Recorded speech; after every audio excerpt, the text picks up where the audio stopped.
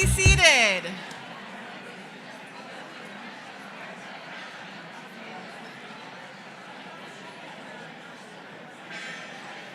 Yeah, that's not gonna work.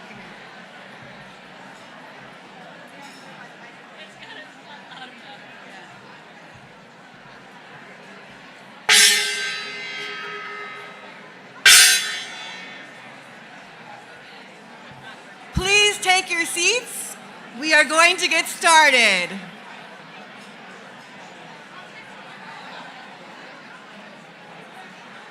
Hi.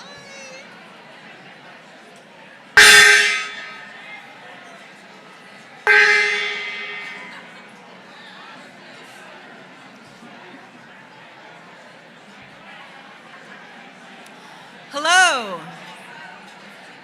My name is Erin Slattery, and I am honored to serve as the CEO of the Laguna Beach Chamber of Commerce. We are excited to welcome you to our 2025 State of the City Mayor's Luncheon, presented by Empress Builders. Okay. I hope you all put your business card in this bowl because we're going to draw a winner for 2 Pageant of the Masters tickets. The winner is, let's see,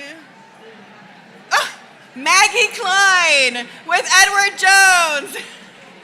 We'll get you email information for this after. Okay.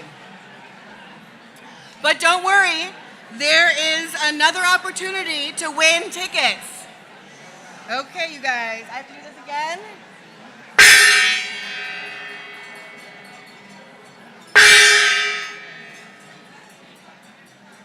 Okay. Thank you so much for joining us today at our 2025 State of the City Mayor's Luncheon, presented by Empress Builders. I would like to invite Bishop Spencer Samuelin from the Church of Jesus Christ of Latter-day Saints to share an inspirational thought. Thank you, Erin, and thank you for that beautiful gong. It's a pleasure to be here. In the fall of 1993, I was 10 years old, and in your traditional Mormon family, there were 4 kids, and we were all a year apart. And our parents pulled us together, and they said, hey guys, there's been a disaster in the city of Laguna Beach. And we lived in San Juan Capistrano at that time. We could smell the smoke from the fires. And we'd heard about it, we talked about it in school. And they asked us, they said, guys, you want to go over there and help them fill sandbags because they're worried about the flooding? And so we were, of course, gung-ho, ready to go. So we spent the next couple weeks, a couple nights a week in the evenings, filling up sandbags in the canyon. And that was my first exposure to Laguna Beach. Now, I had expected at that age, I was scared. I can remember the smell of the burnt cars and ash and melted glass. And my experience was a community of wonderful people helping to bear one another's burdens and support one another through this hard time. That was the moment when I fell in love with Laguna Beach. You know, years later, I've built 2 homes here. I built a hotel, Woods Cove Inn, you probably know it. I have 4 kids, all in a different school in the district, and we love Laguna Beach. And we're so grateful to be part of this community. So my prayer today is that continues to happen here. And those of you that serve this community here today, we're so grateful for you. I pray that God blesses and continues to bless this wonderful place. And I pray, in our family, we pray for you guys, that you'll be successful in keeping this such an amazing and friendly and loving environment. So thank you for letting me be part of that and share that experience in my life. Thank you for all you do for our city. And bless you and bless this wonderful meeting today. Thank you.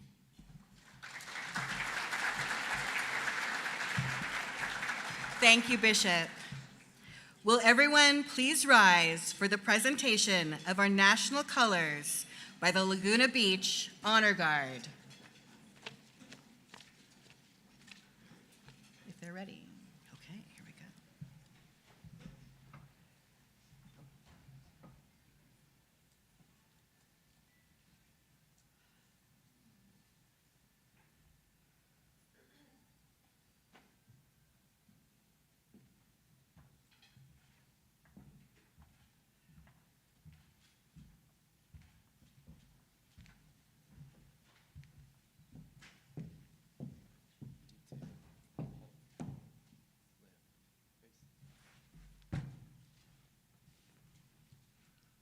I would like to invite Colleen Dillaway to the stage. Colleen is one of our Laguna Beach Chamber board members and will be leading us in the Pledge of Allegiance. Thank you, Erin. I am honored to join you today on behalf of the Laguna Beach Chamber of Commerce, my company, Cox Communications, and the nearly 500 men and women who work every day to provide service to South Orange County and, of course, our favorite beach city, Laguna Beach. Please join me. I pledge allegiance to the flag of the United States of America and to the republic for which it stands, one nation, under God, indivisible, with liberty and justice for all. Thank you.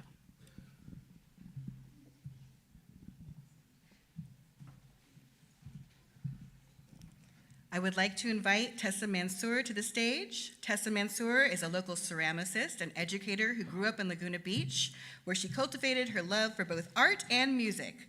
A classically trained vocalist, she cherished every opportunity to keep music a part of her life. She is especially honored to sing today, having grown up alongside Mayor Renagi from preschool through high school.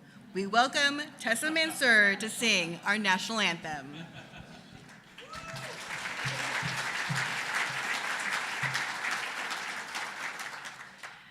Oh, say, can you see by the dawn's early light what so proudly we hailed at the twilight's last gleaming, whose broad stripes and bright stars through the perilous fight o'er the ramparts we watched were so gallantly streaming, and the rocket's red glare, the bombs bursting in air, gave proof through the night that our flag was still there. Oh, say does that star-spangled banner yet wave o'er the land of the free and the home of the brave?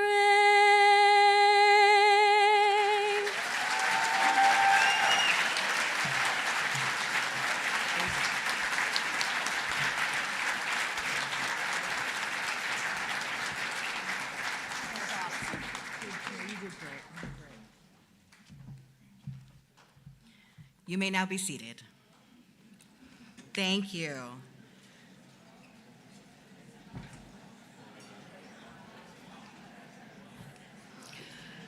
I'm Erin Slattery, the CEO of the Laguna Beach Chamber of Commerce. You will notice that we have 3x5 cards and pens at each of your table. You can write down questions you have for our panel of speakers, and I will come around and gather any questions you may have. I'd like to start by thanking our State of the City event sponsors. Empress Builders, Orange County Supervisor Katrina Foley, 5th District, Providence Mission Hospital, Alessa by Chef Perozzi, Visit Laguna Beach, Cox Communications, Aspire Executive Coaching, Women's Club of Laguna Beach, and CR&R. A special thank you to our annual Chamber supporters. Beach Cities Commercial Bank, Bianchi, Brussels Bistro, Cox Communications, CR&R, Emerald Bay Community Association, Empress Builders, Farmers and Merchants Bank, Firebrand Media, Ganal Lumber, Honaker Foundation, Laguna Beach County Water District, Laguna Board of Realtors, McGillivray Freeman Films, Montage Laguna Beach, Olds Creative Agency, Orange County Supervisor Katrina Foley, 5th District, Renaissance Club Sports, South Coast Water District, Southern California Edison, Southern California Gas, the Surf and Sand Resort, the UPS Store, Visit Laguna Beach, and Voice of Laguna. Our digital program can be accessed, excuse me.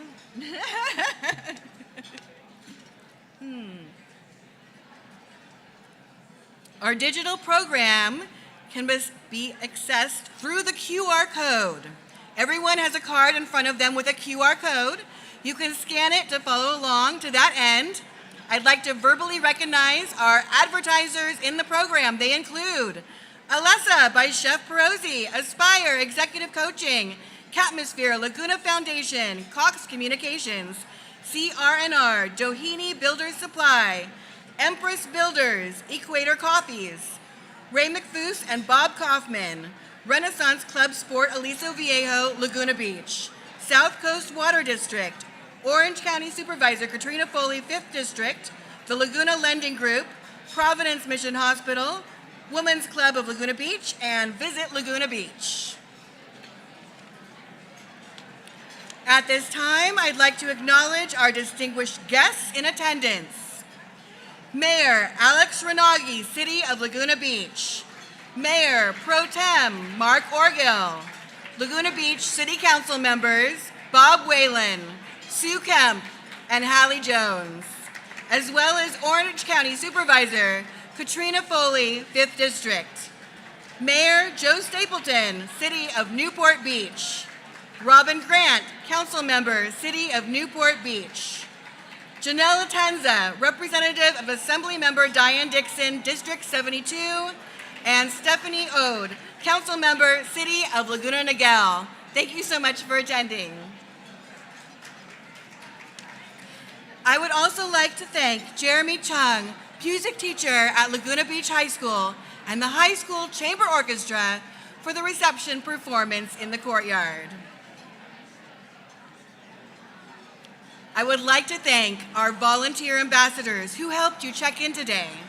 Alicia De La Cruz, Candace Henderson, Kevin Olds, Lana Erlinson, Maggie Klein, Ross Herring, and Surya Marin.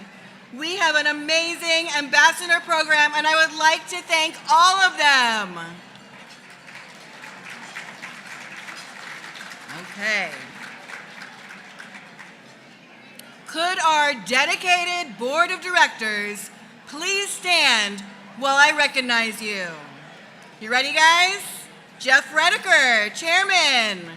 Colleen Dillaway, Chairman-elect. Reinhard Newbert, Vice Chairman. Hasty Honaker, Secretary. RJ Baer, Treasurer. Paulo Hornbuckle Arnold. Julie Lawton. Valerie Lynn. Monica Martin. Gretchen McConnell. Mark Meisberger, and Marcus Skandarian. We have an amazing board. At this time, I would like to invite Jeff Redeker to the stage. Jeff Redeker has always been active in the local community. He is the past president of the Laguna Beach Rotary Club and former chairman of the Laguna Board of Realtors Affiliate Committee. He is also an active member of the Irvine Chamber of Commerce and founder of the Grapes for Grad Scholarship Fundraiser for the Rotary Club. Jeff serves as the president and director of Beach City's Commercial Bank. To give the State of the Chamber address, it is my pleasure to welcome the 2025 Chairman of the Board for the Laguna Beach Chamber of Commerce, Jeff Redeker.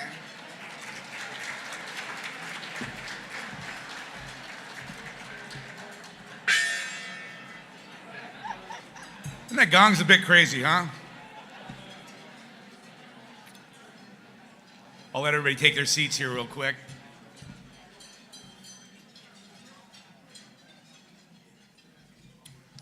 As I was outside, I was just looking at how wonderful the day was, and I remembered the words of the late, great Vin Scully. It's a Chamber of Commerce caliber day today here in Laguna Beach, so very happy to have that. I want to welcome, of course, everybody here to join us here at the State of the City. We're very excited about the event. But before we move into the items that I wanted to discuss, I wanted to do a big thank you to Paula Hornbuckle-Arnold. She's not here with us today, but Paula has done an amazing job over the last 6 years as both the president and CEO of the Chamber, along with being the wonderful person on the board to work with, and of course, for the past couple of years as the chairperson of the board. She's been an amazing person to work with. Unfortunately, she was unable to attend today, but I definitely wanted to thank her for everything that she does for the Laguna Beach community. Yeah, I'm glad everyone's clapping because she is watching on YouTube, because you can do that. She is doing that. So I'm working on those brownie points with her as well. We have an amazing team. You saw Erin Slattery up here. She's our president and CEO. Big hand for Erin. And of course, Joelle Padu. These two amazing women, we would not be having this event here today or so many other things if it wasn't for these fantastic ladies. They really make the Chamber what it is here in Laguna Beach, and I believe it's a warm and inviting environment that they've created and work within. The Chamber of Commerce, is out here. We support our members. We work very hard to grow the Chamber, and the Chamber has grown leaps and bounds. Over the past 6 years, we've grown up to over 400 members. And if you looked at 6 years ago, we were about 200 members. So fantastic growth over that period of time. And this gives us a very good perspective and input to provide different elected officials. Some of the things that are, we are a membership and fundraising organization. Some people say, well, what is that? What do you guys do? And we can start with, certain things, educational series that we do, like the Open for Construction series that we put on at Mozambique, or the upcoming Marketing for Small Business educational event that we're going to be putting on to assist small businesses throughout Laguna Beach with marketing ideas and input. We also do many different things for networking. As many of you know, we have meet and greets, we have chamber mixers, we have luncheons, many different opportunities to get your name out there, to meet other people in your line of business and other businesses, and to interact, and of course, many great things that go along with that. We've also spearheaded the business and community survey and retail summary that is on the city website now. Some amazing information there that we worked with when we released that back in January. We also have worked, with things for ongoing, things that we do within the city as well. Working with different events that we put on from time to time. One of those, of course, is we work at running the holiday lighting program, as you can see up there. And we manage that every single year for the city. I thought this year was a fantastic change from what we've done in the past. So great job by the staff. We also work on many different community events that we work together on for both our members and, of course, the community as a whole. I know all of you have your foursomes for the upcoming golf tournament. I know you'll all be ready on May 20th for that. It's going to be a great day. We also, of course, run the Laguna. We also run the Taste of Laguna Music Festival every fall. Small Business Saturday, Hospitality Night, of course, one of the funnest days on all of Laguna Beach every year, and many, many more things that our wonderful chamber takes care of here in town. We promote our members and, of course, the business community as a whole, and we do this by government advocacy and, of course, working through our Government Affairs Committee. Many of the things that we support that you may know about are, of course, our support for initiatives such as the Forest Avenue Promenade. We worked, of course, with the city staff for over 6 months working on the commercial maintenance ordinance for commercial real estate throughout the city. We will continue to support the city as we work on new initiatives. And one of those new initiatives, of course, is economic development. We feel it's very, very important at this particular time and very pivotal in the city as you read the survey that we work in this particular area. We are working with, obviously, we've worked on many different business pieces, voicing our opinion with regards to CUP and planning changes that we believe are appropriate, changes to parking that we think should be moved throughout downtown, and we will continue to be there as we work towards removing hurdles for small businesses to come to our city and do business in a productive way. But we couldn't do all of this without our amazing volunteers, and we have many of them.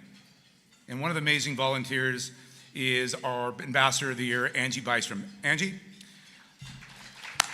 thank you so much for everything that you do to help. And she's definitely worked on many events. She's worked on different series that we've had.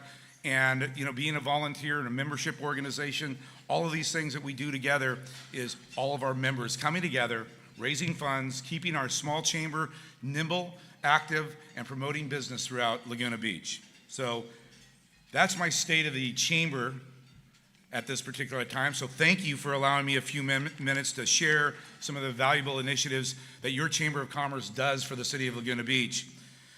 And now I get to the honor of presenting our presenting sponsor. I'm a fellow Rotarian with Amir Boda. He is the president and CEO of Empress Builders. Come on up, don't sit there. Empress, of course, is an expert in coastal luxury custom home building throughout, not just in Laguna, throughout California. They are, he's on right now our design and review board and donates his time in that way. He's obviously an active member here with the Chamber of Commerce, and of course near to dear in my heart as a fellow Rotarian with the Rotary Club. But besides that, he's also a resident here of Laguna Beach. And him and his wife, Carly, they have their home here, and of course, their 4 children. So without further ado, Amir, welcome.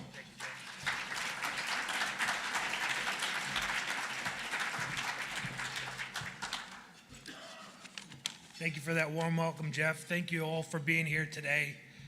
Couldn't be more excited to be here and speaking in front of all you fine people. Nearly 7 years ago, we chose Laguna as our location for starting a company. People advised us, and it went a little bit something like this. Are you crazy?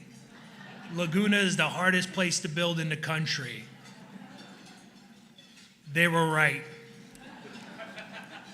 Being up for the challenge, we went for it anyway. We specialize in custom home building, and we have a knack for delivering high quality. We're so fortunate to live and be a part of a wonderful village, and we look forward to being a staple for this community in the decades to come. Enough about us. We're all here to hear about our mayor. Mayor Alex Runagi is a lifelong resident and 3rd generation of his family to live in Laguna Beach. He was elected to Laguna Beach Council in 2022, making history as the city's youngest ever council member. A graduate of Laguna Beach Public Schools and Dartmouth College, Alex served as the chair of Laguna Beach Housing and Human Services Committee. He also worked as a senior policy advisor for Orange County Supervisor Katrina Foley. Alex currently works as a development manager at City Ventures, where he manages the development of 4 sale townhome communities in Southern California. He previously worked at Related California on affordable housing projects in Los Angeles. These jobs taught him a great deal about housing, infrastructure, and insights into relationships between private and public sectors. Now, without further ado, let's hear it for Alex Runagi.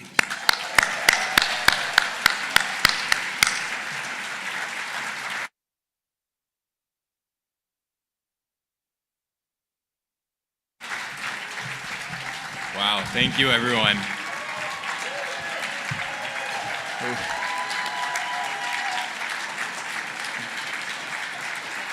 Look,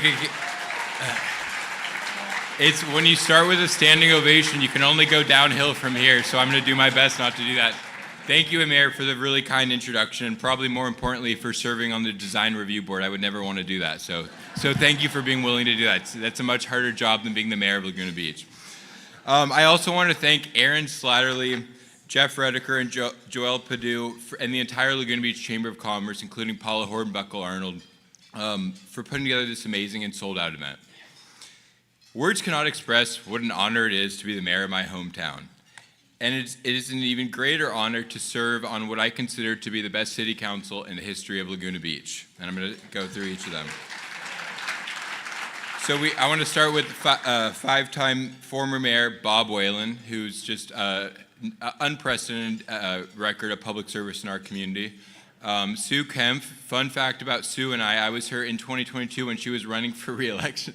Sue and I always make this joke. I was going to be her campaign manager, and then a day before the deadline, I called Sue and I said, Sue, I think I want to run for city council.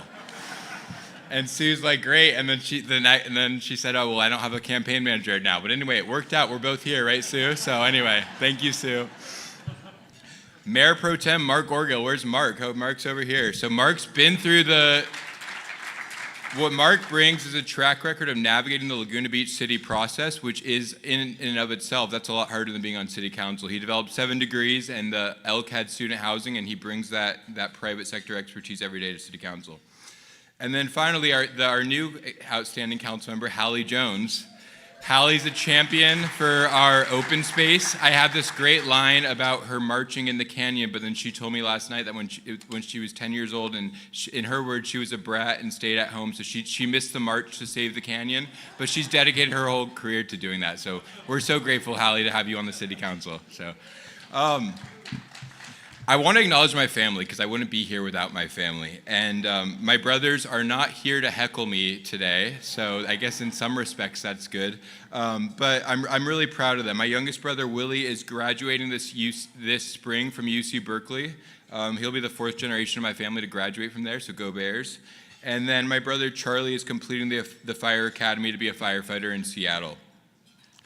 My mom is a local attorney, and her side of the family instilled the values of public service, the rule of law, and education in me. My grandpa, Jerry, the former chancellor of the California Community College System, he's unfortunately no longer with us today, but his values and his emphasis on empathy and diplomacy to find solutions, it's something that I think about every day, especially when we have late night city council meetings on tough issues. So. My grandma Linda, retired school teacher, is here today visiting from Sacramento along with her sister and my great aunt Karen. So thank you both for being here. And then, and from my dad's side of the family, I learned the perspective and struggles of small business owners, like my dad and my uncle Arish, who are both here today. And also artists like my grandfather, who brought his family to Orange County from Iran in the 1970s, and he found Laguna Beach because it's the artist colony. And so that's sort of the theme of where I want to pick up as we move forward and talk about history. Simply put, there's nowhere like Laguna Beach, and 2027, just 2 years from now, we will mark the city's 100th year. 100 years, that's a big deal. And with our centennial celebration fast approaching, Laguna Beach has never been a place that stands still or acquiesces to the status quo. It has always evolved, always adapted, and always found a way to honor its past to inform its future. From the beginning, this has been a city shaped by both art and nature, a place where the landscape itself feels like a masterpiece, and where generations of artists have been drawn to it to capture its beauty. In the early 20th century, a group of plein air painters arrived, drawn by the stunning coastline, dramatic canyons, and ever-changing light. These artists, visionaries like William Wendt, Anna Hills, and Edgar Payne, didn't just capture the beauty of Laguna Beach, they built a community around it. And in 1932, launching now what is one of the most famous cultural events in the county, the Festival of Arts, it was an act of resilience during the Great Depression. It brought artists together, supported the local economy, and ensured that Laguna's creative spirit remained strong even in difficult times. A few years later, the festival gave rise to one of our city's most iconic traditions, the Pageant of the Masters, where art is not just displayed, but it's brought to life. As a fun fact, when I was little, I tried to try out for the Pageant of the Masters, but my mom wouldn't let me go to the tryout because I couldn't stand still long enough, if you can imagine that.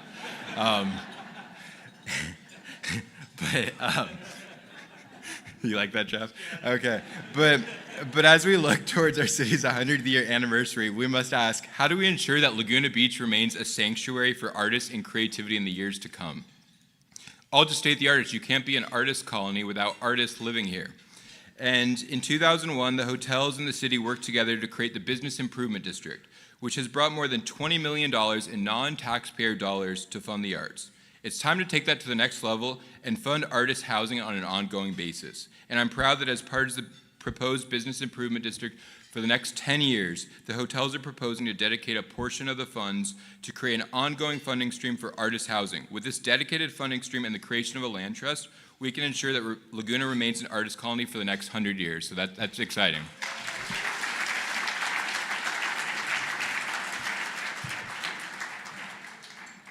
Let's also start by activating the Irvine Bowl for year-round uses, especially live music. Here, hold on, we'll get there. Especially live music in the fall and the spring. As members of the Irvine Bowl Policy Committee, Councilmember Kempf and I have worked to advance a policy that will allow for year-round use, pending the City Council's approval. Ben Warner and Enoch Harris, where Ben and Enoch stand over there. They're the visionaries behind the Coast Film Festival, who also run the movie series at our beloved Rivian Theater. They have approval to host live music at the Irvine Bowl this fall. I know who the person is that's going to be performing, but I'm not allowed to tell any of you. And if I did, it would overshadow the whole event today, so we're not going to do that. But I'm really excited about the event that's coming, and I hope we can really fully activate that because it's a key asset for our community. So now I need to seamlessly pivot from talking about live music and arts to updates on what I consider the three core competencies of local government: public safety, infrastructure, and government efficiency. So let's start with public safety. Public safety is the most important thing we do, and you'll hear from the three chiefs on our panel later, but I'm proud to emphasize a few highlights. For the fourth consecutive year, our police department has successfully reduced crime overall, with a 23% decrease in FBI uniform crime reporting Part 1 crimes in 2024 compared to 2023. We have supported this by fully funding our law enforcement and investing in innovative tools like advanced camera systems along our roadways, drones, and automated license plate readers. So let's give a round of applause for our police department.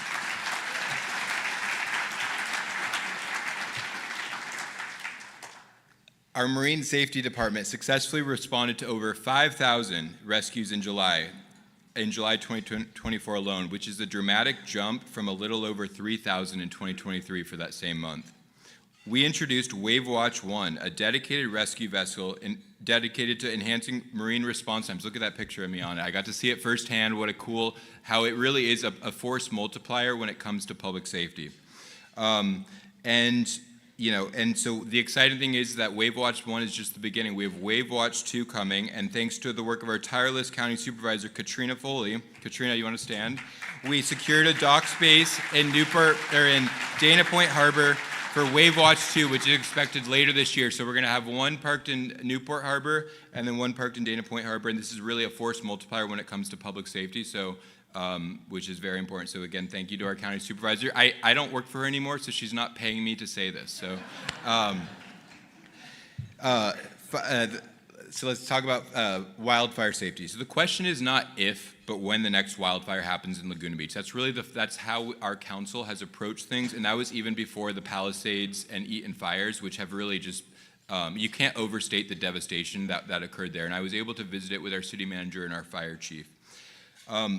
Over the last 5 years, more than $25 million have been invested in our wildfire resilience. And in May, a renewed wildfire prevention ad hoc committee led by Sue and Bob will present an updated plan that mitigates our risk. Priorities will include undergrounding the remaining 30% of Laguna Beach, including Laguna Canyon Road, which is a key evacuation route. That has to get done. Investing in innovative technologies like drones and cameras with AI capabilities to quickly detect wildfires before they become major. Streamlining the regulatory barriers to fuel modification, which can take as long as 3 years. 3 years, that's crazy. So we're going to hopefully work on how we can streamline that. And working with you, our community, to educate, practice, and stay prepared for the next fire events. So let's talk infrastructure. A city approaching 100 years has significant infrastructure needs, and let me tell you, Laguna Beach is no exception. But progress is on the horizon. For the first time in more than 55 years, the city is building a new fire station, which is going to the Planning Commission tonight. Can you believe that, Joe and Robin? You guys have probably built how many? They're the Newport Beach. They built 5 fire stations in that time period. We haven't built any, but we're going to change that. And as part of our facilities master plan, we are identifying a roadmap to ensure that all our fire stations and safety infrastructure are seismically sound. Because when the big earthquake happens, we don't want all of our fire stations taken out of capacity. So we're working hard on that. We also have the opportunity to invest $4.2 million in funding to improve our existing library. This is money from the county, so again, thank you, Supervisor Foley, for that. We've invested in electrifying our fleet and pursuing solar on city facilities, which will advance our sustainability goals, build resiliency, and save taxpayer dollars by lowering our long-term operating costs. I could talk more about our infrastructure investments in exciting projects like the Promenade, PCH sidewalks, and park improvements. I think you guys all saw some of our infrastructure work in action when you tried to get here today. But what I want to focus on is the underground infrastructure that we often don't think about, but we rely on every day. Local water reliability. And I'm going to give another history lesson to you guys. And it's funny because when I got a history degree from college and people said, oh, that's not going to amount to anything. Well, look at me now. I'm using history. So I'm prepared for this moment.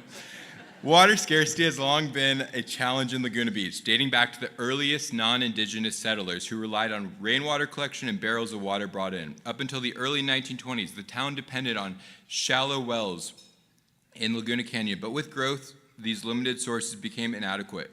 Residents lined up at an old county well, sometimes waiting hours just to collect drinking and cooking water. It was like an early version of our community development counter if you've ever been there on a busy day. Recognizing the urgency of the situation, a 5-member citizens committee was formed in 1924 to secure a reliable water source for Laguna Beach. Posing as duck hunters to keep their true intentions secret, the men traveled north to the Santa Ana River Basin where they identified a 120-acre plot of water-bearing land. Pooling their own money for initial deposit, they arranged to purchase the land, securing what would become Laguna's future water supply. With the new water supply secured, Laguna residents faced one final hurdle, a $600,000 bond measure, and there was concern it might not pass. To sway public opinion, former baseball star and local resident Gabby Cravath took matters into his own hands, connecting a brackish, long-abandoned well to the city's pipeline the night before the vote. The resulting foul-tasting water was enough to convince every single voter of the bond's necessity, leading to an unprecedented unanimous approval of 359-0. I think this might have been the last time everyone in Laguna Beach agreed on something. For many years, Laguna Beach County Water District delivered clean, reliable groundwater to the community, ensuring a stable future for generations to come. Unfortunately, over time, the groundwater became salty and unreliable, which caused the district to begin relying on imported water. Today, we rely on 100% imported water from the Colorado River and California State Water Project. But that will soon change. Exactly 100 years after forming the Laguna Beach County Water District to access the groundwater basin, the Laguna Beach City Council, which is this gets very complicated, we're also the board of directors for the water district, have purchased land in Fountain Valley. And we negotiated, and I see the mayor of Newport is here, we negotiated a memorandum of understanding. So we bought land in Fountain Valley. We're working to build a well, Newport Beach, Laguna Beach, that's going to give 2/3 of our water supply right here locally. Democrats and Republicans working together, right? Thank you, Joe. And we're currently working on the entitlements. We're hoping to get those entitlements secured in Q2 of this year and then get shovels in the ground early next year.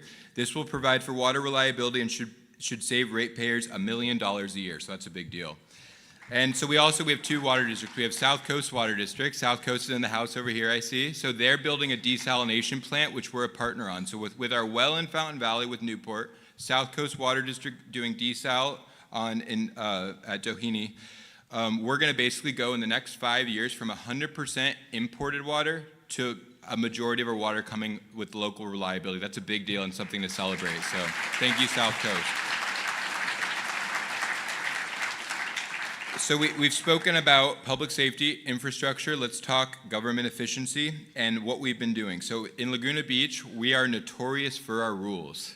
And many of these rules are critical to our identity, like our 36-foot height limit, that's critical. But many of these rules have created a regulatory nightmare.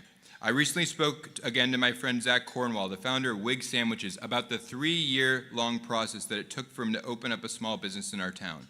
This delay was largely due to the city's code initially requiring 27 parking spaces, later reduced to 14 parking spaces, both of which are impossible on the small lot. Look at that lot. You can't fit that many parking spaces. It's time to modernize our parking code so small businesses can fill our vacant storefronts. Because when it takes 3 years to open a small business, it's no wonder that we have an 8.3% vacancy rate, which is significantly higher than our surrounding cities and double the Orange County market average of 4.1%. These vacancies and delays hurt our town's culture and, frankly, residents' quality of life, but has also significantly reduced our tax revenue stream. To address this, the City Council is exploring ways to modernize outdated regulations, such as simplifying minor permit requirements and shifting design review board cases to staff-level approvals, and city staff have been streamlining Laguna's complex permitting process. The city has implemented the InterGov digital platform, so you don't have to go in that long line at community development. We're going online. And increased training, restructured roles, and added temporary personnel, along with performance metrics, which the council is getting an update on every month to make sure that we're really moving the ball forward in terms of getting rid of the backlog and the delays. There's certainly more progress that needs to occur, but these efforts have led to some progress with the goal of reducing the plan check turnaround times to no more than 30 days by April 15, 2025. So less than a month away, we're almost there. So the city manager, the ball's in your court to get that done. When we talk about government efficiency is critical for addressing housing in California, and I'm really proud of the work that we've done. We just got Coastal Commission approval in probably record time for the Coastal Commission for an ordinance that's going to allow for second-story housing in our commercial zone, which could allow for probably 300 to 400 over the next few years of smaller, naturally more affordable housing units, which I think that's really the key to solving issues like the housing crisis because so anyway, we're really excited about that work with the Coastal Commission. It's not going to change the identity of Laguna Beach because you already can do second floor office. We're just going to make it where you can do housing as well. So I spent a day at community development, so if you want to go to that slide. I spent a day trying to be a planner, and let me tell you, being a planner is a very hard job. But it really gave me insights into the need for the council to embrace practical reform efforts that embrace Laguna Beach's high standards while making our permitting process more efficient and predictable for residents and businesses. And I want to emphasize that these goals would not be within reach without our determined community development team and, of course, our outstanding city manager, Dave Kiff. Let's give a round of applause to Dave Kiff, by the way. Dave, just as a matter of background, Dave was the former city manager of Newport Beach, so he knows how a very professionally run city, how it works. But the good thing is he's not from Newport Beach. He lives in Laguna Beach. So he's not going to make us look like Laguna Beach, but he's going to make our city run like Newport Beach. So we get the best of both worlds. So anyway, thank you, Dave. I want to thank the Montage Laguna Beach for hosting us today. And actually, this beautiful resort is a great example of the thoughtful collaboration approach to change that I've been talking about today. For more than 50 years, the land beneath us was a gated trailer park. Rumor has it, our Mayor Pro Tem Mark Orgill, he lived here when he was young in this gated trailer park. The gated trailer park had dilapidated structures and no public access to the beach. Not connected to the city's sewer system, raw sewage would go directly into the ocean, clearly, in direct conflict with our goals of sustainability. Even after the trailer park closed, there was vehement resistance to this project. And there were 42 public hearings, 2 contentious referendums, and 2 rounds of Coastal Commission review. And thanks to the visionary leaders, this is now a world-class resort with architecture that honors our artistic heritage, 14 acres of common open space, including a 7-acre public park, and of course, full access to the beach. As part of the deal, the development funded the city's last affordable housing project, the 27-unit Alice Court senior housing. And since opening, the Montage has generated more than $77 million in local bed tax revenue. That's not even including property taxes, which we can invest in capital improvement projects. I see John Mansour in the back, who was the developer on this. So I'm hoping I'm not triggering any PTSD of the 42 public hearings. But anyway, so whether it's the history of the Montage, the Festival of the Arts, or access to groundwater, our history teaches us that you don't hang on to what is so special about Laguna Beach by keeping things the same, but by constantly and carefully evolving.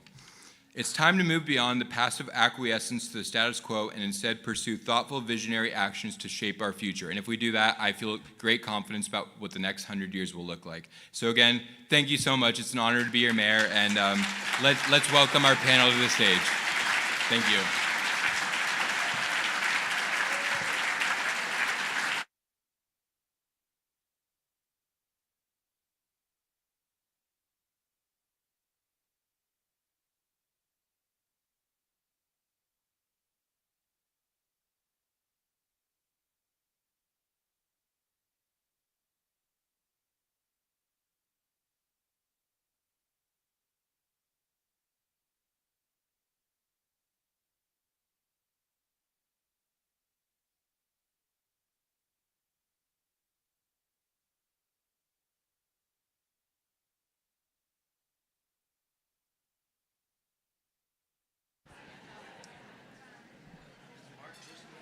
Hello. Okay, there it is. Uh-oh. Ready? All right. All right, you guys, that's going to be a tough act to follow. But as our panel is preparing to sit up here and get drilled by you guys, I thought I'd introduce myself. My name is Marcus Skandarian. I am a new director or board member of the Chamber of Commerce, and super happy to be here today. This has been a great spot for me, and I just love seeing the Renagi family over here and the Mansour family, and what a neat deal today is. Unfortunately, Paula couldn't be here, so you guys are stuck with me, and we've got a few questions, and thank you guys for submitting them in advance. Are you guys settled? Panel, you guys ready? So what I'd like to do is start going left to right. I can't see who's to the left, but Dave. Hey there. How about if we go left to right and you guys just go ahead and introduce yourselves and state your name and title and what you guys do. For the record and for Robin and Joe, they don't make the city manager do this in Newport, so I'm really reconsidering my thinking. Yeah. Hi, I'm Dave Kiff. I'm the city manager. Good afternoon, Jeremy Fremont, Assistant City Manager. Gavin Curran, Assistant City Manager. Mark McAvoy, Director of Public Works. Michael Litchie, Director of Transit and Community Services.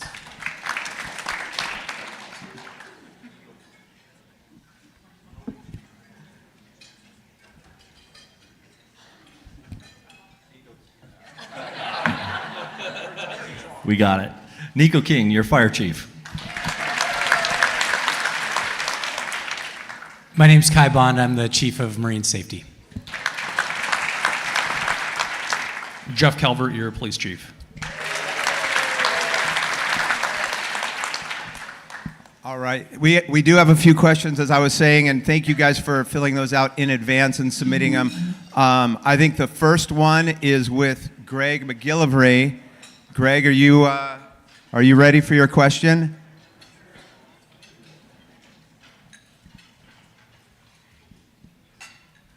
Okay, last summer we saw more tourists, particularly in the latter part of June, than ever before. A lot of people are visiting our city. We thank them for that, but we want to know what we should do for the future. Are there specific things that the city is doing to mitigate the problems that we had last summer when the town grew far bigger than I've ever seen it in my life? And that's a long time. Thank you. Maybe I can start, and then I think Chief Calvert and Mark McAvoy may combine on this one.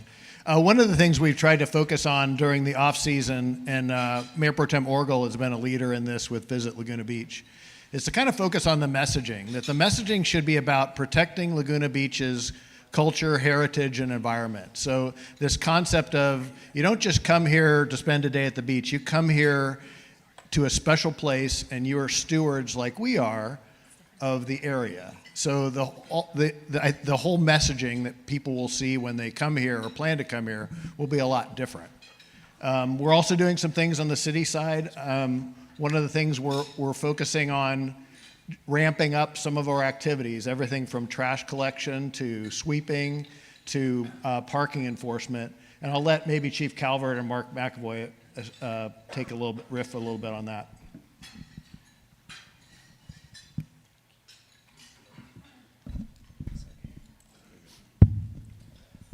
Thanks, Dave. So just to let everyone know some of the things we do for the summertime, and we increase it each summer because it never seems to be enough, but we'll try again this summer. So we expand in the summertime starting Memorial Day weekend generally and go through the end of September. And so we expand our beach cleaning operations at Main Beach to 5 days a week. And then we also last summer added Victoria Beach twice weekly, which we will continue this summer, and we're looking to expand that as well. We expand our pressure washing services from twice weekly in the off season. We go up to 4 times weekly in the summer season. And we also expand our trash collection of our trash cans along the beaches and along Coast Highway and in the downtown. We expand that from once daily in the off season to 3 times daily in the summer. And the things we look for there is some areas we will add a 4th pickup, as well as change the hours based on use. And those are some of the things we do. And the other thing I do want to mention, we actually have 4 crews out litter picking up and down Coast Highway along the beaches, Friday and Saturday evenings during the summertime. So we have 4 crews out there trying to clean it up so that it's clean in the morning, and hopefully this summer we'll be successful with that. Chief?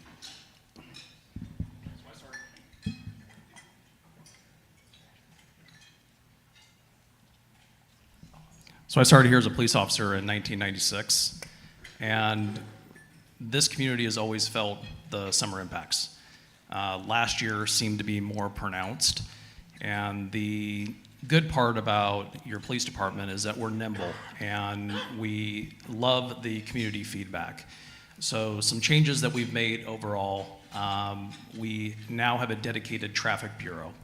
I promoted a traffic sergeant who is a riding motor sergeant. That's the first in our history. And we increased our motor unit from 2 motor officers to 4 motor officers plus a traffic sergeant, so a total of 5.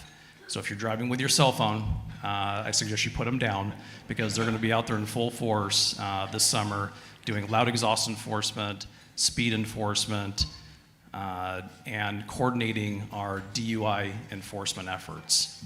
A couple of years ago, we started our park ranger program, and they have been outstanding in our community. They're peace officers. They wear all the same equipment as a police officer, minus the handgun, and we have them dedicated to our beaches and parks to deal with crime and quality of life issues. Last year, we had 7 park rangers. With the city manager's approval, we've added 2 additional park rangers. So we're hoping this summer we're going to have 9 mission-ready rangers that are dealing with the impacts of visitors in our beaches and parks over the summertime.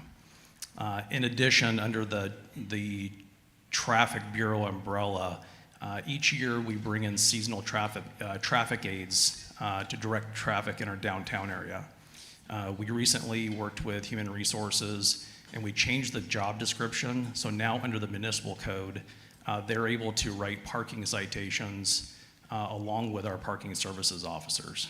And just so everybody's aware, last year we wrote close to 30,000 parking citations.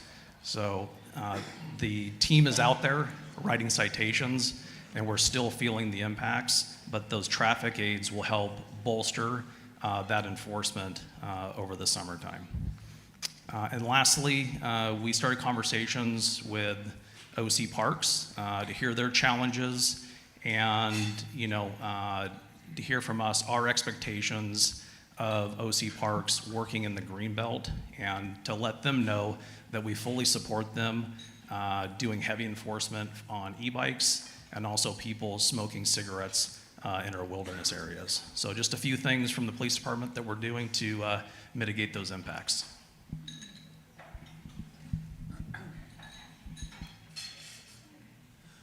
All right, thanks you guys. Heidi Miller is going to ask our next question. So in October 27th of 1993, I was driving out Laguna Canyon Road going to my store at South Coast Plaza. And there was a very small brush fire right before I got onto the 405 on the left, and I thought, wow, it's so windy. I hope somebody can catch that fire.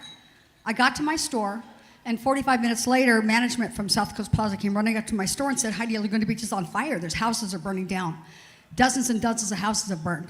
And I was shocked, and I closed my store and ran up to Macy's, and I watched Laguna Beach burn down in the electronics department at Macy's. When we talk about evacuations in the event of a fire in Laguna Beach, and you touched on this a little bit, Alex, there are only 3 ways in and out of our town. And if utility poles are blocked in any of those roadways, we're kind of blocking people from being able to evacuate. What is the status of the process to take over Laguna Canyon Road from Caltrans to underground these poles and of our utility undergrounding projects in the city? Super important, should be our number one interest. Thank you. I'll start and then Mark will finish. Firstly, I really respect the question. I think all of us, as the mayor mentioned, as Fire Chief King will mention, this is just re-brought to the front of our focus, certainly following the Eaton and the Palisades fires, because as the mayor mentioned, we went up to see our team at Palisades about 5 days after the fire had calmed down just at least a little bit. And I think we were all struck and sobered by the fact that this looked a lot like Laguna Beach. And the concept of evacuations and the undergrounding and the fuel modification zones were all that much more important to us when we came back.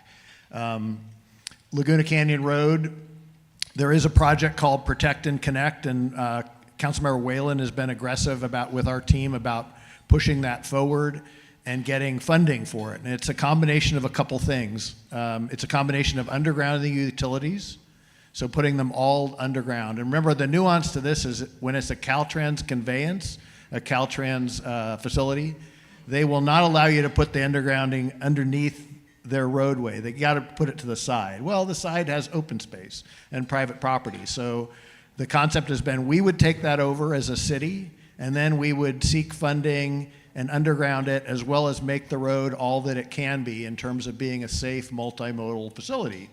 So, and that means better bike lanes, better left turn lanes, all the things that would involved in a modern roadway, again, with no utilities overground.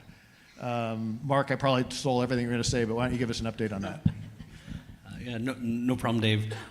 Yes, you hit the nail on the head. It's a big deal project that we're actively working on as city staff. It's an expensive project requiring not a single funding source, but probably a lot of funding sources. And to that end, we've been applying for grants very aggressively. The City Council took the initial step of contracting with a consulting firm to start design on that roadway project, as well as pay Southern California Edison to begin design of their underground electric utilities. And that is underway. And so Edison's design is underway right now, and the preliminary design environmental of the project is underway right now, and we're aggressively going after grants. We also, as part of the discussion to potentially take the roadway over, the city and Caltrans negotiate what sort of dollars might flow the city's way to pay for an offset, bringing the roadway up to a state of good repair. And I'd like to say that we've been shrewdly negotiating with them, and we have them at about $14 million right now, which is a lot of money when you take a roadway over from Caltrans, but it's not enough to pay for everything. So that's where we're at with Laguna Canyon Road Protect and Connect. And then just an update on our undergrounding districts in the city. We have several that are active. We have 2 on Coast Highway that will finish undergrounding all the utilities on Coast Highway. It is a Caltrans roadway, and it's Edison leading that project with city push, and so takes forever, it seems, but they should be under construction, we hope, after the summer on the first of those projects. We have the Park Avenue undergrounding that just completed. The poles came down a few weeks ago, which was very exciting. We have several other undergrounding districts underway. Woods Cove is one. It's underway right now. Apologize for all the delays along Glen Area if you travel that way. That should wrap up at the end of the year. Bluebird Canyon will be done here in the next couple months. And then we have a couple that are in the various stages of forming. So a public vote will be coming up on the West Street undergrounding district. And then Fairview La Brea should be going out to bid here in a couple months. And our city website has a page dedicated to utility undergrounding for all the details on that. And I recommend everyone check that out. Great. Thank you. Our next question comes from Supervisor Foley. Ms. Foley, here you go. Thank you. Well, thank you for all you're doing. And as the mayor knows, we've been very supportive of, through Orange County Fire Authority, getting 2 helipods in San Juan Capistrano and Aliso Viejo that will directly serve Laguna Beach. I'm working on a TCA plan to turn our toll facilities into helipods as well. That will help you. Just signed 3 letters in support of these projects that you're talking about to our congressionals. What else can the County of Orange and my office do to support Laguna Beach? Thank you. I'll give that one a shot. First, we appreciate the supervisor's attention to the town and our town's needs. She's always very responsive. I think a couple things come to mind. Alex mentioned the Wave Watch, and we appreciate the work on helping us get the slip in Dana Point Harbor. That broke through a bit of a log jam, and that was a big deal. The other things that jump out at me are things like better mental health services from the county to especially our unhoused population, and having more teams available at the time that we need them. Jeremy and Chief Callard will be working on that at the next council meeting for those who want to tune in. But that kind of assistance is always helpful. And then anytime you see a funding opportunity that we should know about, you've been great about passing that along to us, but keep that coming. Thank you.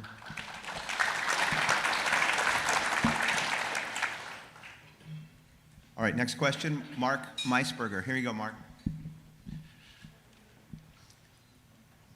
We've seen fewer homeless on the streets over the last couple of years and even more recently. And so thank you for everybody in the police department, the Be Well OC and the Friendship Shelter, everything that everybody does to help manage that really difficult, situation that we're faced with. How do you anticipate the Grants Pass ruling will affect the city of Laguna Beach, and what are your thoughts on how we in general manage the homeless population and with services going forward?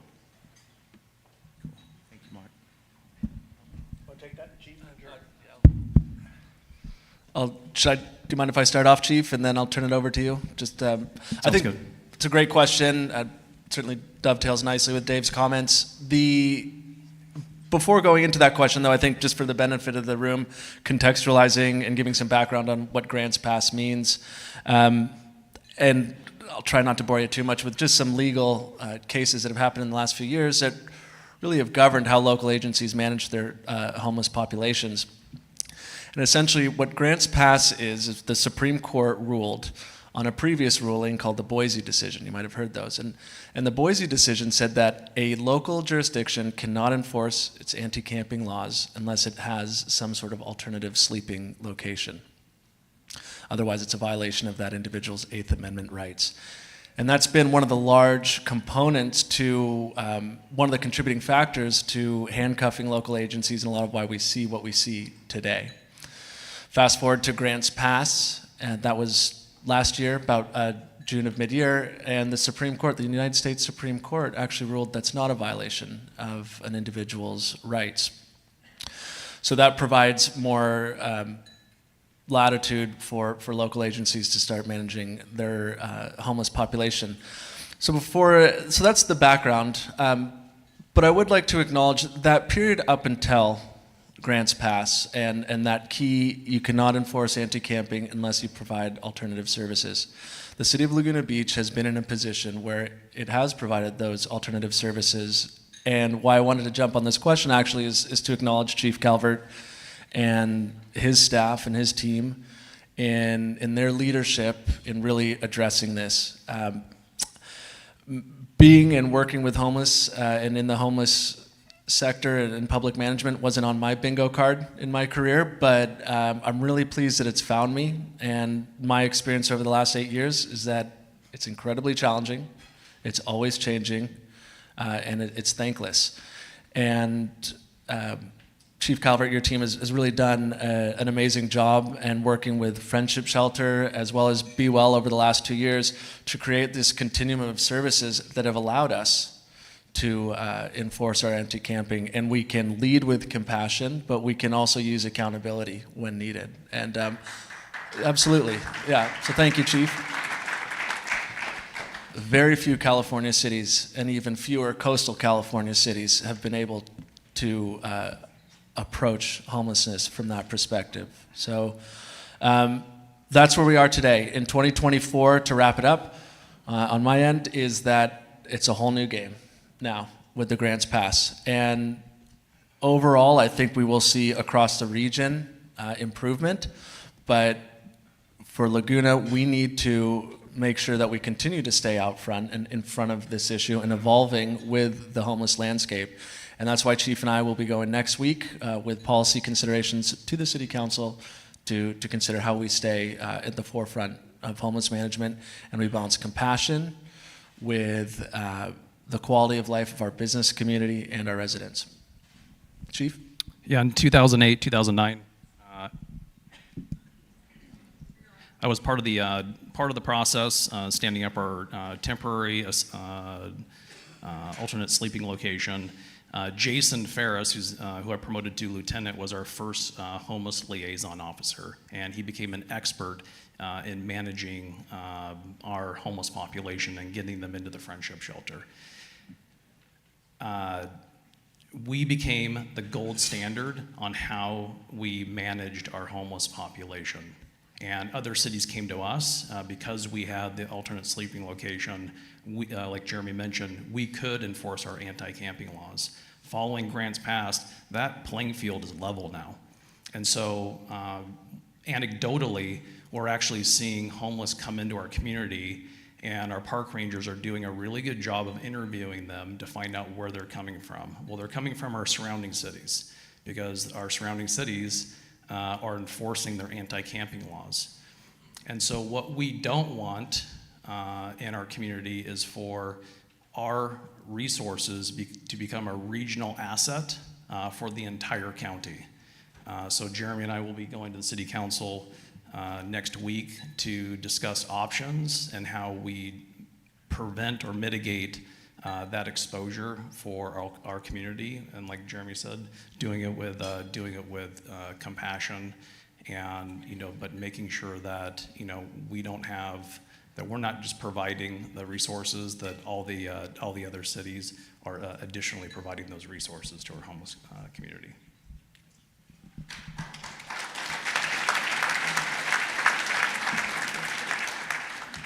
Yeah, that was very well articulated by both you guys. Thank you.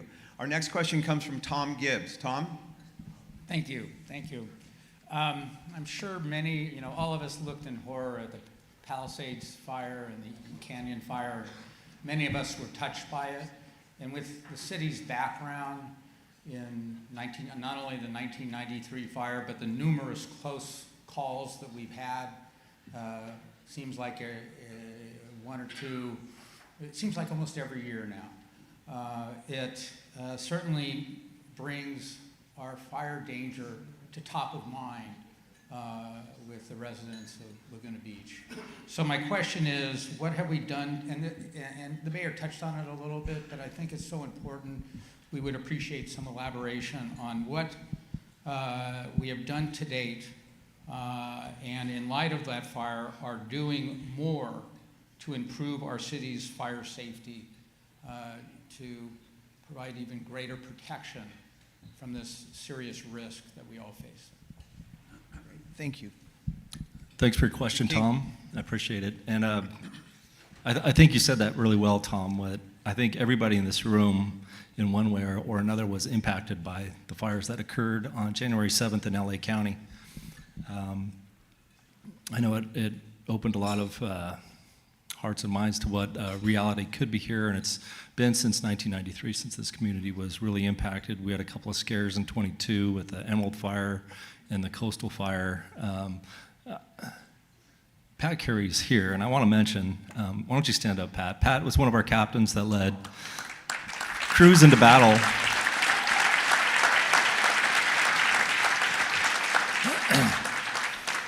Laguna Beach Fire Department sent 2 engine companies when those fires broke out. Pat's one of those engine captains that was there on the front lines for, I believe, up to 14 days in the middle of the battle. The conversations quickly came back to Laguna Beach, of course, with all of the similarities that our town has to the Palisades, with the limited access and egress. In 2019, the city did a fantastic job. There was a subcommittee that was put together by Sue Kemp and Bob Whalen, led by them, and identified not just what the fire department can do, but the city as a whole. And that went to the undergrounding projects, the road widening, evacuation planning. A lot of those on that list of goals were accomplished. But with this just occurring, again, it was another reminder, and we decided to take a fresh approach, and we wanted to just clean the slate and say, what else can we do? What hasn't been accomplished in 2019? What do we need to focus on some more? And to kind of summarize our efforts, this decision was made on January 27th or 28th. The subcommittee was reinstated. We made a commitment to come back to council within 90 days, so we just have another month and a half or so to go. But we're taking a look through fresh eyes, not just enhancing all of the resources that we currently have and the projects that we've already completed, but what else can we do that can be done to protect the community? And I would say, to summarize our efforts, it's in alignment with the mission statement of the fire department, and it's life safety first.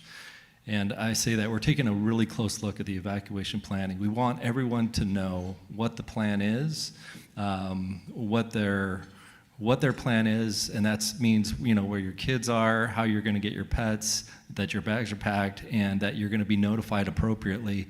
And there's going to be redundancy in those notifications, and you know what your plan is and the family plan is and where you're going to go. So life safety is absolutely number one, and then property conservation and the environment are the close number twos. We're making sure that we're able to access the resources that would protect this community from a fire, and we're just revisiting those plans.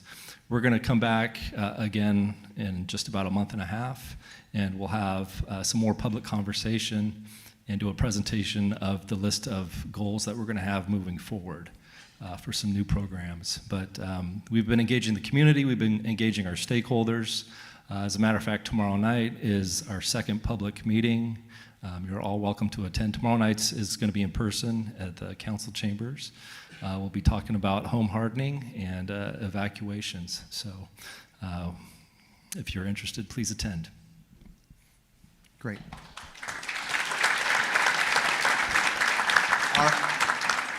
Before we get to the next question, there's a couple of questions that have been submitted by the audience today. The first one is, the grass at Main Beach is all fenced off right now with a bunch of orange fencing. What's going on over there? Anyone else? Anyone? Anybody know? Yeah, we have a capital project right now. It's a rehabilitation of Main Beach, a major maintenance project. And so it's upgrading some irrigation and taking care of some overdue maintenance needs on the lighting systems, the benches, the sidewalks, and the landscaping out there. Started construction earlier this year, and we thank everyone for their patience. Should be wrapping up the second week of May. I think May 13th or 14th is the current completion date, and it should look pretty nice when we're done. Great, thank you. All right, our next question comes from Katerina Berianova. Did I get that right? All right, perfect. Come on up. Thank you, Marcus.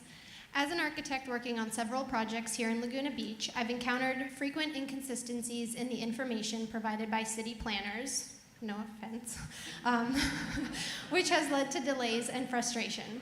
What steps are you planning to ensure clear, more consistent guidance from the city to support architects, designers, and homeowners navigating the approval process? Thank you.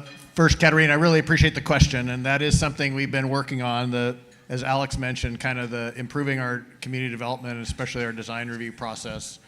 And you know, I ended up with a couple of conclusions as I've looked at this from when I began here in May. First, it is a top priority.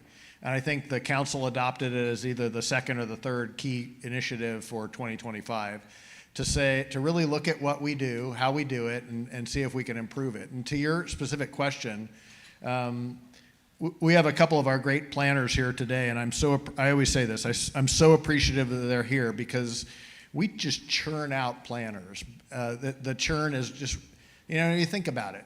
Do you want to work for one of our competing cities, have an arguably easier process, an easier code, fewer complaints because the code is so complex here. And you actually get able to work on not just current planning, but advanced planning, like stuff that planners really love, like working on the general plan, working on a local coastal plan, working on future things, rather than all I do here is plan check homes. So we've been trying to correct that through making the process faster, as the mayor mentioned. Less things go to full design review. Less things are subject to design review at all. And then the process would be simpler for the planners. They don't lose the character of Laguna Beach, but the process is simpler as they prepare their staff reports. So as the mayor mentioned, our goal has been 30 days or less, which is it sounds like not that stretch a goal, but we were at like 79 or 80 days back in August. So we think we're going to get there by April 15th, and I really appreciate the planning team for doing that. So that's our goal. I think we're going to meet it, and then at that point forward, the goal is to keep it that way. And to the specific thing you mentioned, the team has finally developed I don't say finally because they weren't working on it, but there's a checklist now that a new planner will go through, any planner will go through when they're making a plan check of a residential home. It has over 300 items on it. That's how crazy our code is. So at least we'll get some consistency there, and hopefully we'll have less churn, and we'll be able to appreciate all the staff that stay here. So thanks for the question. Thank you. All right, our next question comes from JJ Ballesteros. JJ?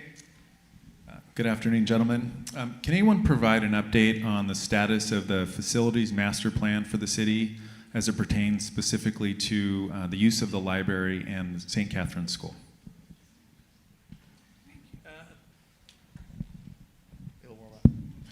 Thank you for the question. And I think I was here last year talking about the facilities master plan. So the good news is we're actually coming to its conclusion.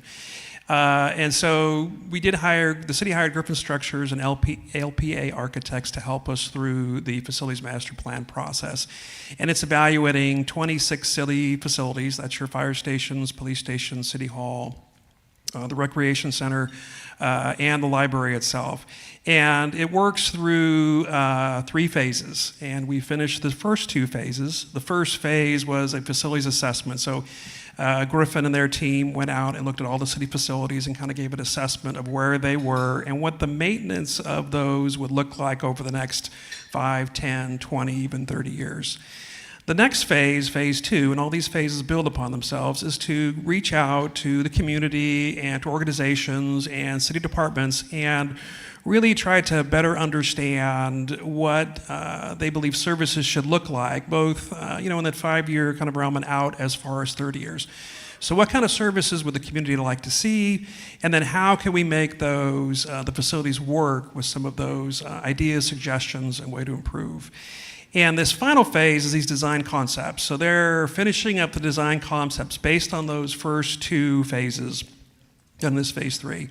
And they're about to finish with those, and we are going to reveal all those concept designs through a number of town halls just to give the community an opportunity to take a look, see what they come up with, what the ideas, and continue to get feedback, and then come back to the city council in May and kind of bring back those concepts and actually talk about the costs as well as all the community input as what they think these facilities should look like. And these are long-term plans. I think the mayor had mentioned in his speech that the city does have about $4.2 million for the library. And so some of the concepts, I don't want to talk too much about it until they reveal them, but some of the concepts are looking at options to use the existing space in a better way at the library. You can expand if you wanted to build more. You can expand it out in certain ways, giving more room for the children's area or for the teen area or for study rooms. A lot of the things that we had heard from the community when they were talking about the library, what they thought the needs were. So those are the kind of things you could expect to see in some of these design concepts. And talking about the former St. Catherine's School, which is our community recreation center, there was a lot of talk about or comments about pool space space and other things. And you'll see when these concepts get revealed, you'll see some of those revealed in those and how they were able to work. Maybe not necessarily all a larger pool, but a smaller pool that may accommodate some of the things that the community had asked for. And those things are all coming back. Like I said, we're going to do more town workshops over the next month or so, and then come back to the council with those comments and really some cost numbers too, because obviously some of the recommendations may be at the more higher level or more expensive level, or others are more cost effective. So. All right. We're trying to get through all these questions. I know a lot of you guys have questions. I don't know if we can get through them all. Our next question is from Chris Collette. So Chris. With all this influx of people coming into the town and everything being so busy, busier than ever, parking, everybody's favorite topic. Is there any plans for securing more public-private parking partnerships? Is there an update on the possibility of building more parking structures? Or is there any kind of implementing, congestion pricing, maybe from Memorial Day through Labor Day? Yes. Thank you for the question. So in terms of the parking rates, I can cover that and then turn it over to Mark about any future projects. Our parking rates in the city are governed by a coastal development permit. So basically, we have a 5-year parking rate plan that was approved by the Coastal Commission through a CDP. And we're entering the 5th year of that plan. So the last 5 years, we have raised parking rates 10% every summer. And right now we have basically a seasonal parking rate structure. So our parking rates go up during the summer when the demand is highest and go down the rest of the year. But to your point, we do have the technology available now to have a more dynamic parking rate structure where we could have, for example, lower parking rates in the morning when demand is not as high, and higher parking rates in the afternoon or evenings when demand is higher. So that is one of the things that we'll be looking at incorporating in the next CDP application that we're going to put forward to Council and the Coastal Commission, which we will do prior to the summer of 2026. So for this upcoming summer, we're in the last year of that approved parking rate structure, so our rates will go up another 10%. We are also doing a lot to invest in technology to make parking more efficient. City Council just recently approved a contract for digital parking permits, which will be license plate based, and you may notice some of the parking meters that you're used to, especially down near the festivals on Laguna Canyon Road, have been replaced with multi-space parking pay stations. So that's going to be a license plate based system. It'll make our enforcement a lot more efficient and make it easier for people to pay based on the plate on their car, so they don't have to print out a ticket and put it on their windshield. It's all going to be based on their license plate. So we're trying to make some things more efficient, and we also have in the last couple of years really invested in trying to have outlying parking lots that are either no cost or very low cost to give people options to use our very robust transit system that we have in the city. I'm very proud of the transit service we have here between the trolley system in our Laguna Local On-Demand system. We get a lot of funding support from OCTA, so we appreciate that. But we are seeing a lot more people realizing that that's a great option to park a little further out from where they're going, especially folks who are coming in during the summer season, using our free transit services, which take cars off the road. And we've seen a lot of increase in demand for our summer breeze, particularly where people can park in Irvine at a free parking area, a very nice structure with several hundred spaces, ride the trolley into town for free, and then take those cars off Laguna Canyon Road and out of our city and out of our parking lots, but still allow them to enjoy the festivals and other events during the summer. And in terms of parking infrastructure, I'll turn it over to Mark. Thanks, Michael. And a couple of other things we're doing apart from parking structures. We are looking at additional on-street public parking in certain places. And then Michael, myself, and other staff are always looking for private lots that we could partner with. And we do have a couple of those in town, and we're actively working on a couple more. But as far as additional parking in the form of, let's say, parking structures, the city does have 2 active projects related to parking structures. One is a potential third deck on the Glen Eyrie parking structure. The City Council postponed awarding a design contract on that project because we do have a facilities master plan, and it's hard to separate the two. And so we're looking at how that dovetails with the facilities master plan and what parking requirements might be required if we have expanded or relocated facilities. And so, and then the other project is a potential parking structure behind City Hall at the village entrance. We do have an architecture firm that is doing preliminary design on a multi-story structure. That was City Council awarded that contract late summer of 2023. Concept design was done, and it's understandably very expensive, and so we've asked that consultant to look at, is there any way to make it a little bit cheaper? And so they're working on that right now, refining the concepts to show how we might save some costs on that, or instead of a 3-story structure, is there a 1 or 2-story structure option as well? And that will also be part of, it's tied to the facilities master plan, which is looking at the village entrance area in general. And so that would be my update on those projects, unless the city manager wants to add. Thanks. Our next question, Joe Hanauer. Thank you. There were, I think, a couple of different comments that referenced the vacancy of close to 9% for commercial structures in town. And among the fixes, Dave referenced it, as did Alex, and that is the improvement in the time, reduction in the time it takes to get permits. And by the way, it's very noticeable. It's already taking place. But between your own efforts and the study that the Chamber took on the reason for vacancies, what's been learned, and are there other initiatives besides accelerating approvals that are being considered by the city? I appreciate the question. I think there are a couple of things that we're looking at, and again, this was also a council key priority that they adopted in January 2025 to especially look at the downtown, because I think we all walk by there and know that there just seems to be too many vacancies. So the good news on that front is there's a lot of things coming. I've been impressed just by talking to property owners and new business proposals coming in. So we do have a dedicated team focused on that at the city. Jeremy works on it along with one of our planners, Louis. We talked about also, we have a RFP out for a retail consultant to help with, help advise potential folks who might be renting those spaces or leasing those spaces, what fits well, what the demographic needs might be for that spot. So we're trying to create our own little economic development unit in Laguna Beach. Laguna Beach, like Newport Beach, hasn't needed to do economic development, but we do now.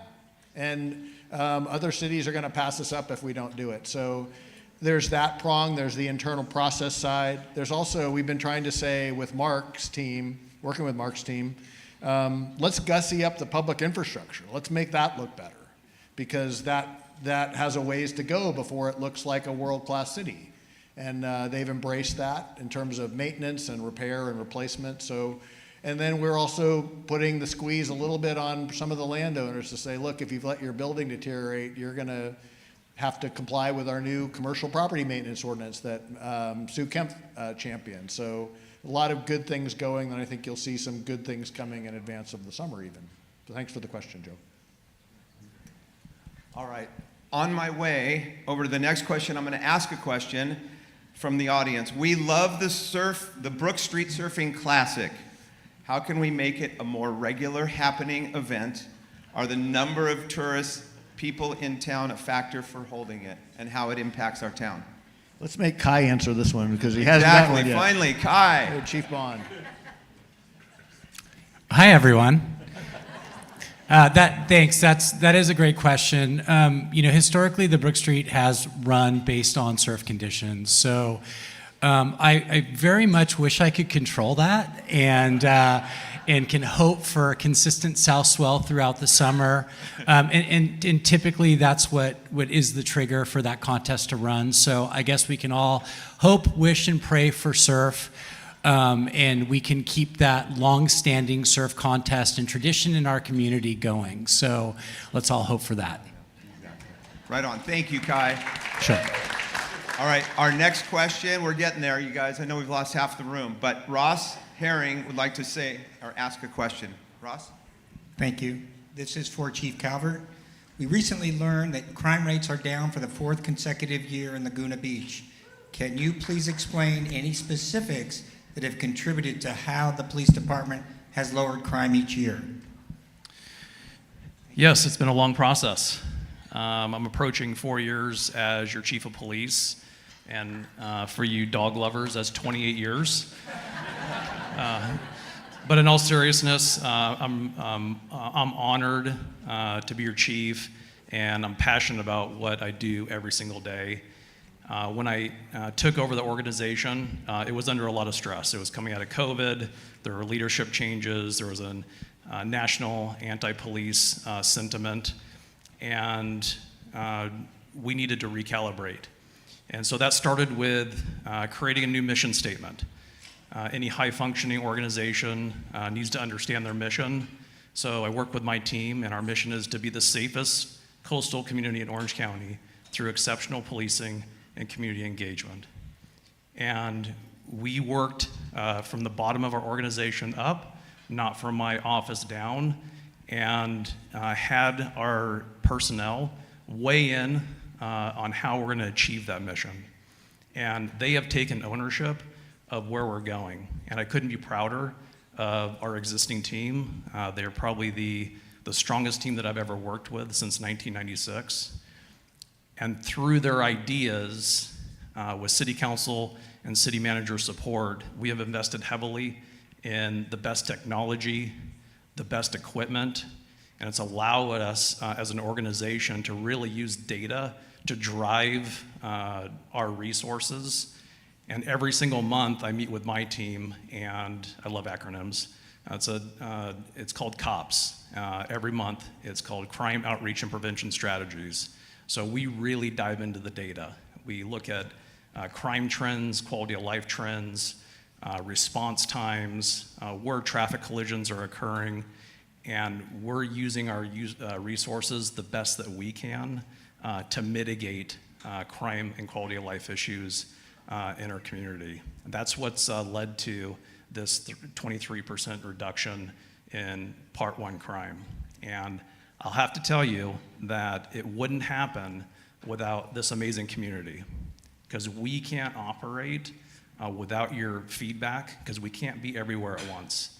So we like when you pick up the phone and you call and you let us know what's going on, so we can deploy our resources as quickly as we can.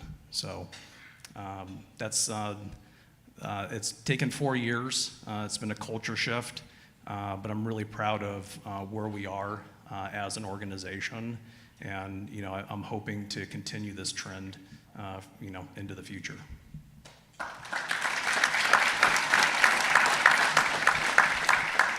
All right, you guys, we've come to our last question, and what a perfect person to answer or ask the question. But before, and speaking of surfing, I just heard you've got a special announcement to make for our town, I understand. Would you like to do that before your question? Let's go. Okay. Look at this guy. Like he's never held a camera before. First, a quick shout out to Tessa and Alex, LBHS grads. You nailed it. Nailed it. This is very cool that we happen to be here. Greg McGillivray and I are on the board. In fact, I'm the co-chair of the board along with Paul Nade of the Surfing Heritage Foundation, which is in a warehouse in San Clemente, the finest collection of all things surfing on the planet by a factor of 50 is sitting in a warehouse in San Clemente. And people travel from all over the world to visit this warehouse to see this stuff. And it's come into Laguna as of about 25 minutes ago. So this is going to be, yeah. We've been negotiating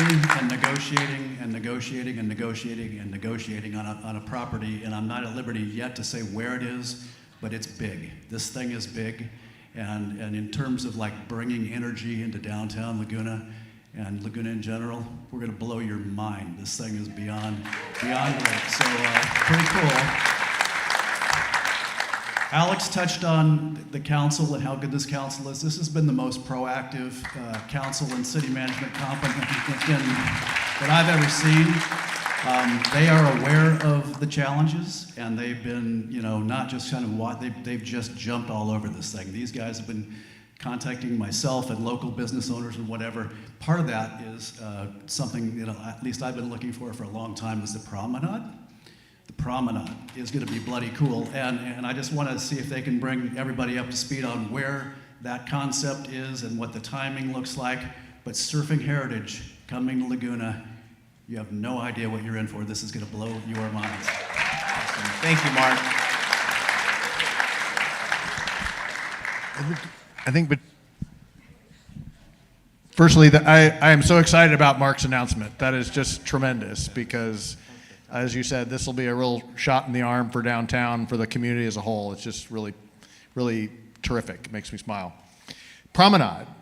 Went to City Council. It's up before the Planning Commission. I think it's April 9th, April 2nd. I got to find out that. I should have known. And then once it's through the Planning Commission, it goes to the City Council quickly. Mark Orgill will fire me if I don't get this done on time, ready to go. So there's always risk. There's always risk someone could appeal the decision up to the Coastal Commission. But we're confident that the plan is good, that it meets the right balance for the community. We're confident that the funding will be there when we need to begin construction. Our goal is to get it under construction within this calendar year. So if not earlier, again, Mark's going to throw now a coffee cup at me. All right, you guys, that's it. Thank you you, guys everybody. for staying, and thanks for everybody else and the sponsors, Amir, Empress. Thanks, you guys. You're excused.